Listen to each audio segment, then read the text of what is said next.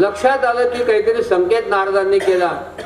कारावासात गेला, 6च्या 6 भाच्यांना संपवलं.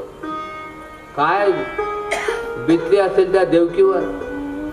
अरे देव माता होणं इतकं सोपं नाही.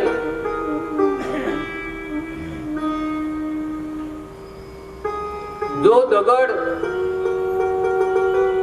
दगड टाकीचे घाव सहन करू शकत नाही, त्याची पायरी होते किंवा तो फुटून जातो.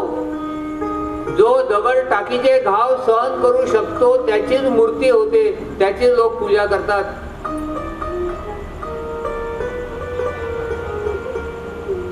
आता 7वा गर्भ देवकीच्या उदरात आहे. नारायणाने मायेला बोलवलं की मायादेवी एक काम करा, आणि हे जर काम केलं तर लोक तुम्हाला निर्णया नावाने हाक मारतील. कोणत्या? दुर्गेती भद्रकालेती विजया वैष्णवी तिच. दुर्गेती भद्रकालेती, दुर्गा म्हणतील तुला, भद्रकाली म्हणतील, विजया म्हणतील, वैष्णवी, कुमुदा, चंडिका, कृष्णा, माधवी, कन्या, माया, नारायणी, ईशान्याच्या निर्णया नावाने तुला हाक मारतील, तुझी पूजा करतील. बस बस बस प्रभू, पुरे झालं, काम सांगा. देवकीच्या उदरातून तो गर्भ काढ, मथुरेतून, आणि गोकुळामध्ये रोहिणीच्या गर्भामध्ये स्थापन करून दे. उदरामध्ये तो गर्भ स्थापन करून दे. त्याप्रमाणे केला. म्हणजे 7वं मूल झालंच नाही. देवकीच्या संदर्भात लोकांना वाटलं 6 मारले गेले, 7वा प्रकट झालाच नाही. आणि आता 8वा गर्भ. कंस रोज येतोय आणि रोज पाहतो तो आपल्या बहिणीच्या देवकीच्या चेहऱ्यावर तेज जास्तीत जास्त येतंय. अरे काहीतरी गडबड नक्की आहे. त्याला प्रत्येक वेळा आकाशवाणी ते आठवते, जास्त पहारेकरी, जास्त सजगता. आणि आता देवकीच्या गर्भामध्ये भगवंत अगोदर वसुदेवाच्या मनात आणि नंतर देवकीच्या गर्भात भगवंताने प्रवेश केलेला आहे. त्या कारावासात, त्या कक्षेमध्ये, त्या खोलीत अनेक देवदेवता आले आणि त्या गर्भाची स्तुती केली. याला गर्भस्तुती म्हणतात. भागवताची सुरुवात सत्यम या शब्दाने, सत्यम परम धीमही या तत्वाने आहे. शेवटी सत्यम परम धीमही या तत्वाने आहे. आणि भगवंताचं प्राकट्य सुद्धा सत्यम शब्दानेच आहेत. सत्यव्रतम सत्यपरम त्रिसत्यम सत्यम च योनी निहितम च सत्ये सत्यम च सत्यमृत सत्यनेत्रम सत्यात्मकम त्वाम शरणम प्रपद्ये. आणि सगळे म्हणायला लागले, स्वागतम कृष्णा सुस्वागतम कृष्णा. म्हणा सर्वांनी टाळा वाजवून कृष्णा. स्वागत करतोय आपण. स्वागतम सुस्वागतम शरणागतम कृष्णा. सुस्वागतम सुस्वागतम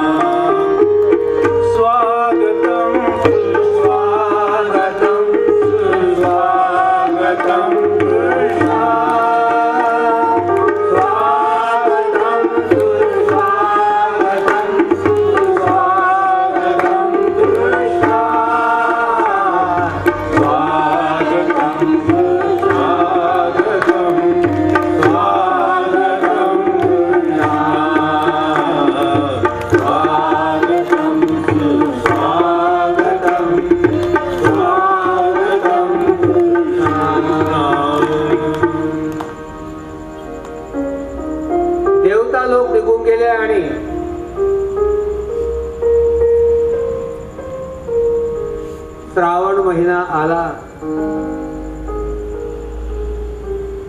अष्टमी तिथी, नक्षत्रांची शुद्धी झाली. वायू शीतल झाला, सुगंध पसरवू लागला. आकाश अगोदर निरभ्र झालं, स्वच्छ झालं. नंतर सुंदर सुंदर ढगांचे रांगोळी आकाशात आले. रात्रीची वेळ, रात्री 12 वाजेची वेळ झाली. पावसाळा नसताना, पाऊस नसताना यमुनेमध्ये लहरी, आनंद लहरी निर्माण होऊ लागल्या. चंद्र ढगाआड लपून पृथ्वीवर काय होतं ते बघू लागला. कारण आज त्याच्या वंशात श्रीकृष्ण भगवंत येणार आहेत. रात्रीच्या वेळी कमळ फुलले, भुंगे गुंजारव करू लागले. आणि अशा वेळेला त्या देवकी आणि वसुदेवाच्या समोर अचानक श्रीकृष्ण भगवान चतुर्भुज रूपात प्रकट झाले. बोला श्रीकृष्ण भगवान की जय. अतिशय अद्भुत रूप. तत् अद्भुतम बालकम अंबुजेक्षणम चतुर्भुजम शंख गदा युधायुधम श्रीवत्सलक्ष्मम गदशोभितम कौस्तुभम पीतांबरम. देवकीने वसुदेवाने नमस्कार केला. देवकीने बघितलं, देवकीने सुद्धा नमस्कार केला. आणि देवकीने सांगितलं की अरे बाबा, मी तर तुला सांगितलं होतं आमचा पुत्र बनून ये, तू तर आमचा पिता म्हणून आला या ठिकाणी. आणि हे काय बालक कुठे चतुर्भुज असतं का? आणि हे गदा वगैरे कशासाठी घेऊन आला? कृष्णाने सांगितले, आई मी गदा यासाठी आणली आहे की हा कंस मामा तुला फार त्रास देतो ना, तू फक्त सांग, मी आता त्याला संपवून देतो. बोल. काही बोलले नाही. कृष्णाने सांगितलं, आई तू माझी आई असली तरी सुद्धा तू त्या मामाची बहीण आहे ना तू. शेवटी भावाने तुझं कितीही वाईट केलं, कितीही त्रास दिला तर त्याच्याविषयी वाईट तर काही बोलणारच नाही तू. पण त्याला थांबवणारी नाही, सतत समर्थन करशील त्याचं. बहिणीचं प्रेम. म्हटले नाही नाही, ते आमचं आम्ही पाहून घेऊ. बालक हो म्हणे, मी बालक होईल. बाबा म्हणजे वसुदेवांना म्हटलं, बाबा आई सांगते मला बालक व्हायला, मी बालक होईल. पण मग बघा, मला जर गदा धरू दिली, मला एवढा मोठा राहू दिला तर तुमचं रक्षण मी कंसापासून करेल. पण मला जर तुम्ही बालक बनवलं तर माझं रक्षण कंसापासून तुम्हाला करावं लागेल. बोला आहे कबूल? कबूल आहे म्हणे बाबा. पण रक्षण तुझं कसं काय करू आम्ही ते सांग. म्हणे बघा, मला एका टोपलीत नाही. आणि मला अरे भगवंत आल्यानंतर बेड्या कुठे राहणार आहे का? बेड्या म्हणजे माया, ही मायेची बेडी ताबडतोब तुटेल. ठीक आहे. बाल स्वरूप धारण केलं, शिशु स्वरूप धारण केलं श्रीकृष्णाने. आणि रडायला लागलं.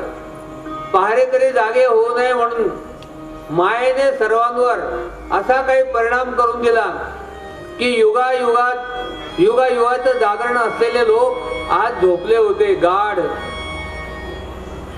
बेड्या निखळल्या, दार उघडले. एका टोपलीत कृष्णाला घेतलं. यमुना नदी पार करायला लागले. आणि यमुना नदी पार करत असताना, यमुना म्हणजे सागर यमुना की ओर आया असं वर्णन केलंय. ब्रह्म यशोदा के घर आया, सागर यमुना में आया. समुद्र उलटा यमुनेत आला.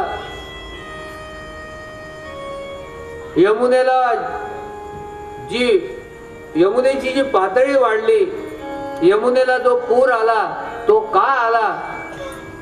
निरनिराळ्या कवींनी निरनिराळे भाव सांगितले, निदान 50 भाव ते असतील. श्रीकृष्णाने आपला पाय लांब केला, यमुनेला स्पर्श झाला, यमुनेने जागा दिली, ताबडतोब गोकुळात गेले वसुदेवजी. वल्लभ विठ्ठल गिरिधारी यमुना जी की बलिहारी. वल्लभ विठ्ठल गिरिधारी यमुना जी की बलिहारी. वल्लभ विठ्ठल गिरिधारी यमुना जी की बलिहारी.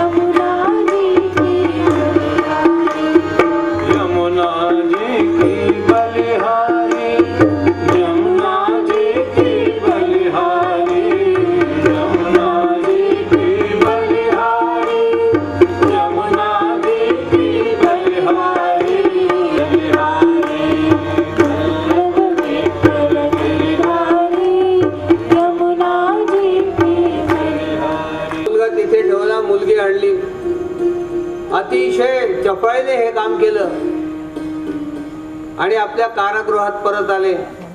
कारागृहात परत आल्यानंतर बेड्या पुन्हा पडल्या. ती मुलगी रडू लागली. पहारेकरी जागे झाले. कंसाला बातमी गेली, हा 8वा गर्भ आला, आपला काळ आला. कंस धावत आला, पकडलं त्या मुलीला. देवकीने सांगितलं, मुलगी आहे, मारू नको मुलीला, मुलीला मारत नाहीत. आजकालचे राक्षस मुलीला पोटातच मारून टाकतात, ती गोष्ट वेगळी. महापापी आहेत, मुलीला मारत नाहीत. अगदी दुष्टातला दुष्ट असेल तरी त्याने मुलीला मारण्याचा विचार सुद्धा करू नये. पण मृत्यूची भीती माणसाला कशी दुष्ट बनवते. त्याने त्या मुलीला उचललं, गर गर फिरवलं, दगडावर आपटणार तोपर्यंत त्याच्या हातातून ती निसटली आणि ती अष्टभुजा देवी झाली. बोला अष्टभुजा माता की जय. अरे कंसा, तू मला काय मारतो? तुला मारणारा प्रकट झालेला आहे. तुला मारणारा, तुझा मृत्यू, तुझा काळ प्रकट झालेला आहे. कंस घाबरला. तो म्हटला, माते ऍड्रेस दे, ऍड्रेस. तर तू शोधून घ्या म्हणे. देवी अंतर्धान पावली. आता कंसाला रडू आलं की शेवटी जे व्हायचं ते झालं. देवकीच्या पाया पडला, वसुदेवाच्या पाया पडला, ढाय ढाय रडला आणि आपल्या बहिणीला देवकीला सांगितलं की बघ भगिनी, बघ ताई, जे काही माझ्याकडून झालं ते या देवांच्या मुळे झालं. मी काहीच केलं नाहीये. करता करविता तो आहे. मोठं तत्वज्ञान सांगितलं. ठीक आहे, देवकीने तरी सुद्धा